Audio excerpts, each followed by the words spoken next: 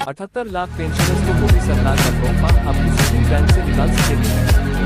केंद्रीय मंत्री डॉक्टर मनसुख मांडविया ने कहा कि केंद्रीय पेंशन भुगतान प्रणाली सीपीपीएस की मंजूरी ईपीएफओ के आधुनिकीकरण में एक महत्वपूर्ण मील का पत्थर है। केंद्रीय पेंशन भुगतान प्रणाली से ईपीएफओ के 78 लाख से अधिक ईपीएस पेंशनभोगियों को लाभ होने की उम्मीद है। केंद्र की मोदी सरकार ने देश के करीब 78 लाख ईपीएस 95 पेंशनभोगियों को तोहफा दिया है। अब वे किसी भी बैंक से अपनी पेंशन का पैसा निकाल सकेंगे। प्रेस इन्फॉर्मेशन ब्यूरो PIB की एक रिपोर्ट में कहा गया है कि केंद्रीय श्रम एवं रोजगार मंत्री और केंद्रीय नासिक बोर्ड के अध्यक्ष डॉक्टर मनसुख मांडविया ने कर्मचारी पेंशन योजना 1995 के लिए केंद्रीय पेंशन भुगतान प्रणाली CPPS के प्रस्ताव को मंजूरी दी है। राष्ट्रीय स्तर की केंद्रीकृत प्रणाली CPPS की स्थापना प्रमुख बदलाव का प्रतीक है। इससे पूरे भारत में किसी भी बैंक की किसी भी शाखा के जरिए पेंशन पाना संभव हो जाएगा। सरकार ने CPPS को दी मंजूरी।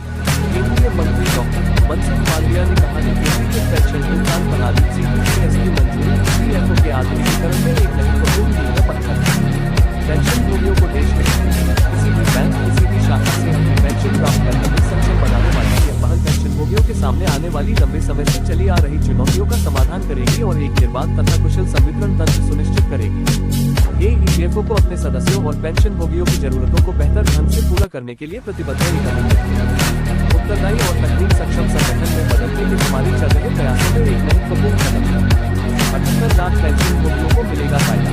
केंद्रीय पेंशन भुगतान प्रणाली से ईपीएफओ के 78 लाख से अधिक ईपीएस पेंशनभोगियों को लाभ होने की उम्मीद है। एडवांस्ड IT और बैंकिंग तकनीक का इस्तेमाल करके ये पेंशनभोगियों के लिए अधिक कुशल, निर्बाध और उपयोगकर्ता के अनुकूल अनुभव प्रदान करेगा।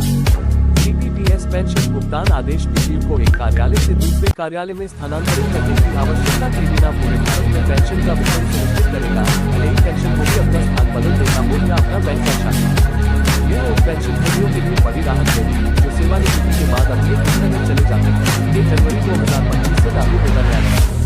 ईपीएस 95 के पेंशनभोगियों के लिए ये सुविधा 1 जनवरी 2025 से ईपीएफओ के चल रहे IT आधुनिकीकरण project centralised IT enabled system CITS 2.01 के हिस्से के रूप में लॉन्च की जाएगी। अगले चरण में CPPS आधार आधारित भुगतान प्रणाली APPS में एक सुचारू परिवर्तन करेगा। CPPS मौजूदा पेंशन वितरण प्रणाली से एक आदर्श बदलाव है जो निगमित है। इसमें ईपीएफओ का प्रत्येक क्षेत्रीय कार्यालय केवल 3-4 बैंकों के साथ अलग अलग समझौते रखता है।